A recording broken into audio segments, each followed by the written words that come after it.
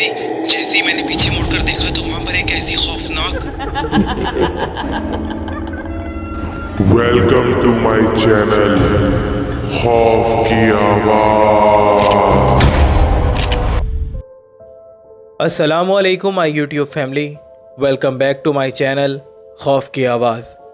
अगर आप मेरे चैनल पर नए हैं तो मेरे चैनल को सब्सक्राइब कर दें और साथ ही साथ नोटिफिकेशन बेल के बटन को भी दबा दें ताकि आने वाली हर नई खौफनाक कहानी की वीडियो आप लोगों तक पहुंच सके। दोस्तों, उम्मीद है कि आप सब लोग खैरियत से होंगे और अपने अपने घरों में खुश आबाद होंगे। अल्लाह पाक हम सब को शैतानी मखलूक़ात के शर से महफूज रखें, आमीन सुम आमीन। तो चलिए बढ़ते हैं आज की पुरस्रार और खौफनाक कहानी की तरफ। ये कहानी तमजीद नामी शख्स की है। तमजीद दिन भर का थका हुआ था, इसलिए बिस्तर पर लेटते ही सो गया। रात का पता नहीं कौन सा पहर था कि उसकी आंख खुल गई। प्यास की शिद्दत महसूस हुई तो वो पानी के लिए उठा। साथ वाली चारपाई पर उसकी बीवी सुमैया गहरी नींद सो रही थी। वो पानी पीने को उठा और कमरे से बाहर आया। सहन में ऐसा महसूस हुआ जैसे कोई है। वो बुरी तरह से चौंक गया कि इस वक्त घर में कौन आ गया है। कहीं कोई चोर तो नहीं घुस गया है, क्योंकि उन दिनों मोहल्ले में बहुत सारी चोरी की खबरें सुनने को मिल रही थीं। पहले तो उसको लगा कि कहीं ये उसका वहम तो नहीं। उसने अपनी आंखें मसली और फिर देखा तो वो वाकई में किसी शख्स का साया था, मगर कोई इंसान मौजूद नहीं था, बस साया था। किसी इंसान के बग़ैर उसका साया नज़र आना वाकई हैरत की बात थी। उसे वहम भी नहीं कहा जा सकता था। तमजीद उस साए को देखकर बहुत ज़्यादा बुरी तरह से खौफज़दा हो गया था। उसी वक्त हवा का ज़ोर ऐसा झोंका आया कि खिड़की के पट ज़ोर से बंद हो गए। तमजीद को ऐसा महसूस हुआ जैसे उस पुरस्रार साए ने उसकी तरफ देखा है। साए को अपनी तरफ मुतवज्जा पाकर उसको पसीने आने लग गए। इतने में ही पीछे से आवाज़ आई कि क्या हुआ तमजीद, आप सहन में क्यों खड़े हैं? उसकी बीवी की जब आंख खुली तो तमजीद को बिस्तर पर ना पाकर वो बाहर आ गई थी। खिड़की के पट के ज़ोर से बंद होने पर सुमैया की आंख खुली थी। ये तमजीद के मुंह से कुछ निकल ही नहीं रहा था। सुमैया बोली कि क्या कह रहे हैं आप? तो तमजीद बोला कि सहन में किसी का साया है सुमैया। सुमैया बोली, ये आप क्या कह रहे हैं? साया? कौन सा साया? सहन में तो कोई भी नहीं है, हम दोनों के सिवा। तमजीद ने जब दोबारा साए की तरफ देखा तो वहाँ अब वाकई में कोई नहीं था। तमजीद बोला कि मैं सच कह रहा हूँ, यहाँ अभी साया था। सुमैया बोली कि आप नींद से उठे थे, आपको वहम हुआ होगा। ऐसा हो जाता है जब आप गहरी नींद से उठे हों। तमजीद बोला कि मैं पागल नहीं हूँ जो वहम और सच को समझ नहीं सकूँ। मैं सच कह रहा हूँ, मैं बिल्कुल होश में था सुमैया। सुमैया बोली कि अच्छा आप परेशान मत हों, आप इस वक्त यहाँ कर क्या रहे थे? तमजीद बोला कि मैं पानी पीने आया था, मगर जब मेरी नज़र साए पर पड़ी तो मैं खौफज़दा हो गया। सुमैया बोली, अच्छा आप कमरे में जाएं, मैं पानी लेकर आती हूँ आपके लिए। तमजीद बोला कि नहीं, तुम यहीं पानी ला दो। सुमैया बोली, आप परेशान मत हों, साया आपको नज़र आया है, मुझे नहीं, और मैं वैसे भी साए से नहीं डरती हूँ। और ये कहकर वो मुस्कुरा दी। तमजीद अपनी जगह से नहीं हटा। उसको डर था कि कहीं साया दोबारा नज़र ना आए। अगर सुमैया को दिख गया तो वो बहुत ज़्यादा डर जाएगी और फिर ये घर तब्दील करना होगा। वो घर छोटा ज़रूर था, मगर दो मियाँ बीवी के लिए बहुत था। इस दौर में किराए का घर मुनासिब किराए पर मिल जाना भी गनीमत था। और सबसे बड़ी बात, इस इलाके में उनके बहुत सारे रिश्तेदार रहते थे और तमजीद को अक्सर काम के सिलसिले में शहर से बाहर जाना पड़ता था, और उसकी गैर मौजूदगी में कोई ना कोई रिश्तेदार औरत सुमैया के पास आकर रात ठहर जाती थी, जिसकी वजह से तमजीद को आसरा होता था कि सुमैया अकेली नहीं है। तमजीद ने एक मज़दूर की हैसियत से काम शुरू किया था, मगर अब वो एक मुकम्मल मिस्त्री बन चुका था। उन दिनों पुराने कब्रिस्तान के पास एक इमारत गिराने का काम मिला हुआ था।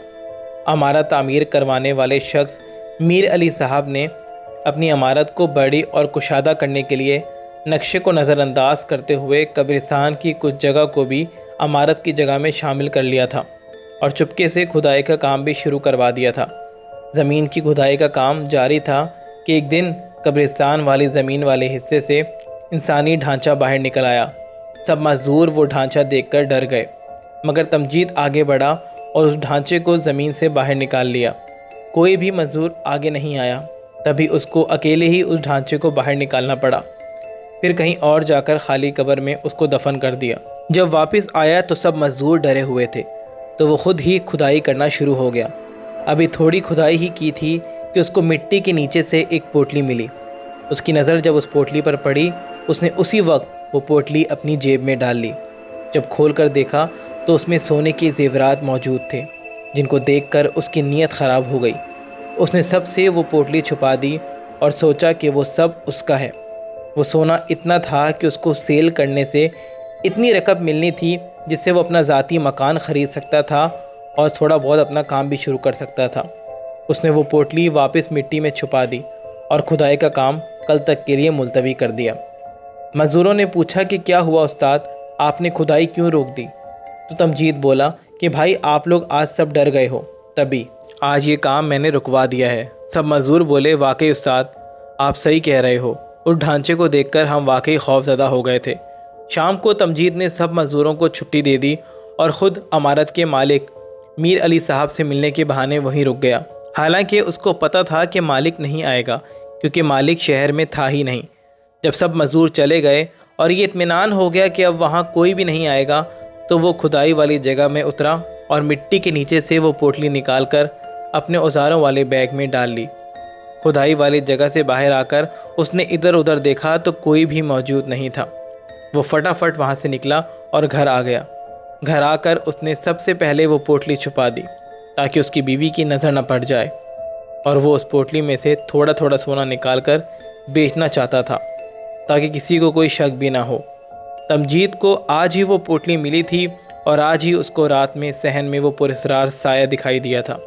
وہ بستر پر لیٹا سوچنے لگا کہ یہ سایہ کس کا ہو سکتا ہے؟ کہیں ایسا تو نہیں کہ اس سائے کا تعلق اس مردے سے ہو؟ نہیں، ایسا نہیں ہو سکتا، یہ ممکن ہی نہیں ہے۔ کون کسی مردے کے ساتھ اس قدر سونا رکھتا ہے؟ یہ لازمی کسی چور نے اس قبر میں چھپا دیا ہوگا اور پھر اس کو نکالنے کا موقع نہیں ملا ہوگا۔ تمجید خود ہی اپنے دماغ میں کہانیاں گڑھ رہا تھا کہ انہی سوچوں میں اس کی آنکھ لگ گئی کہ اچانک اس کی بیوی سمیہ نے اس کو جھنجھوڑ کے اٹھا دیا۔ وہ بوکلایا ہوا اٹھ گیا کہ کیا ہوا ہے سمیہ؟ سمیہ نے کہا کہ تمجید صحن میں کوئی ہے۔ پھر فوراً گھبرا کے اٹھ گیا، صحن میں کوئی ہے؟ کون ہے؟ اچھا تم رکو، میں دیکھتا ہوں۔ تمجید خوف کی حالت میں آہستہ آہستہ صحن میں آیا تو اس نے دیکھا کہ وہاں پھر سے وہ پراسرار سایہ موجود تھا، اور وہ یہاں وہاں ہوا میں معلق ادھر ادھر دیکھ رہا تھا۔ جیسے ہی تمجید صحن میں آیا تو وہ سایہ غائب ہو گیا۔ تمجید بہت زیادہ خوف زدہ ہو گیا تھا۔ سمیہ جب صحن میں آئی تو بولی کہ یہاں تو کوئی بھی نہیں ہے۔ تمجید نے کہا کہ ہاں کوئی نہیں ہے۔ سمیہ نے کہا کہ پھر وہ آواز کیسی تھی جو صحن سے آئی تھی؟ تمجید نے کانپتے ہوئے کہا شاید ساتھ والے گھر سے آئی ہوگی۔ سمیہ نے کہا کہ تمجید آپ اتنا پسینہ اور گھبرائے ہوئے کیوں ہیں؟ کیا ہو گیا ہے؟ مگر تمجید نے اس کو سائے کے بارے میں کچھ نہیں بتایا۔ وہ اس کو بتانا ہی نہیں چاہ رہا تھا، کیونکہ پھر سمیہ ڈرنا شروع ہو جاتی اور اس کا گھر میں رہنا بہت مشکل ہو جاتا۔ دن میں وہ ہوتا نہیں تھا تو سمیہ کیسے رہتی؟ ایسے ہی 2-3 دن گزر گئے اور تمجید کو وہ سایہ نہیں نظر آیا، مگر تیسری رات تمجید کو وہ سایہ پھر سے نظر آیا۔ سائے نے وہ پوٹلی تلاش کر لی تھی۔ جب تمجید نے اس سائے کے پاس وہ پوٹلی دیکھی تو ڈر گیا، مگر وہ اس پوٹلی کا اتنا دیوانہ تھا اور اس کو کھونا نہیں چاہتا تھا۔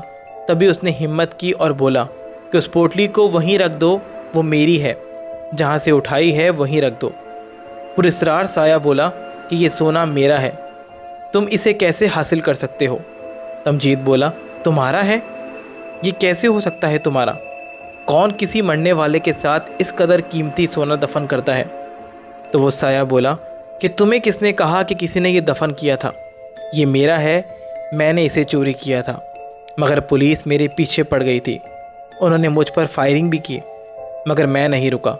قبرستان میں پہنچا کہ میں اس ٹوٹی ہوئی قبر میں چھپ گیا۔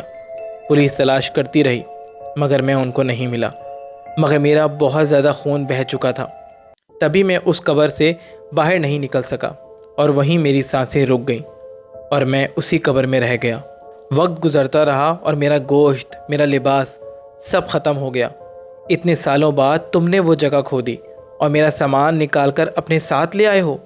میں تمہیں ہرگز وہ سونا نہیں لینے دوں گا جس کی خاطر میں نے اپنی جان گنوائی، میں وہ تمہیں لینے دوں؟ تمجید بولا، تم مرے ہوئے ہو، آخر تم کر ہی کیا سکتے ہو؟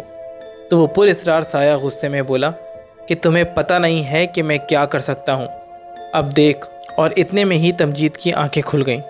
وہ خواب دیکھ رہا تھا، وہ پسینے پسینے ہو چکا تھا۔ وہ اپنے بستر سے اٹھا اور صحن میں گیا، مگر وہاں سایہ موجود نہیں تھا۔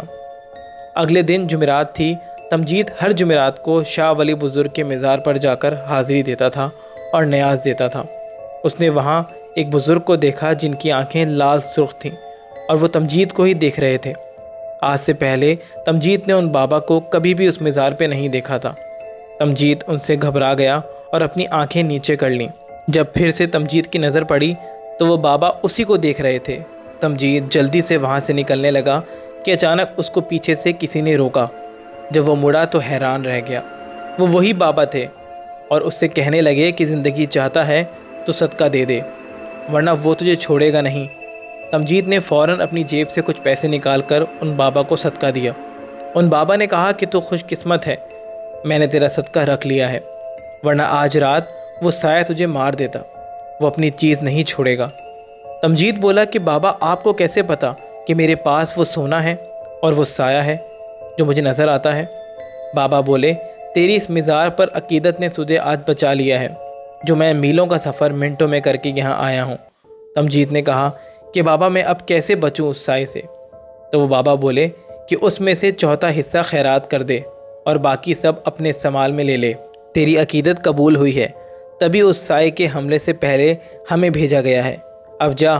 تمجید وہاں سے نکلنے لگا، مگر جیسے ہی مڑا تو وہ بابا اب وہاں موجود نہیں تھے۔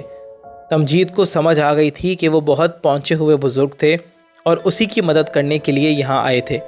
خیر وہ گھر آ گیا اور اس نے سامان میں سے کچھ سامان نکال کر بیچا اور وہ رقم خیرات کر دی۔ اسی رات اس کے خواب میں وہ سایہ پھر سے آیا کہ تو بچ گیا، اگر آج تو اس مزار پر نہ جاتا تو آج میں تجھے مار دیتا۔ اور اتنے میں ہی تمجید کی آنکھ کھل گئی، ساتھ ہی سمیہ گہری نیند میں سو رہی تھی۔ وہ اپنی جگہ سے اٹھا اور آہستہ آہستہ صحن میں آیا، مگر آج وہاں کوئی بھی سایہ موجود نہیں تھا۔ اس نے اللہ پاک کا شکر ادا کیا اور باقی رقم سے اپنا گھر خریدا اور اپنا کاروبار شروع کر دیا۔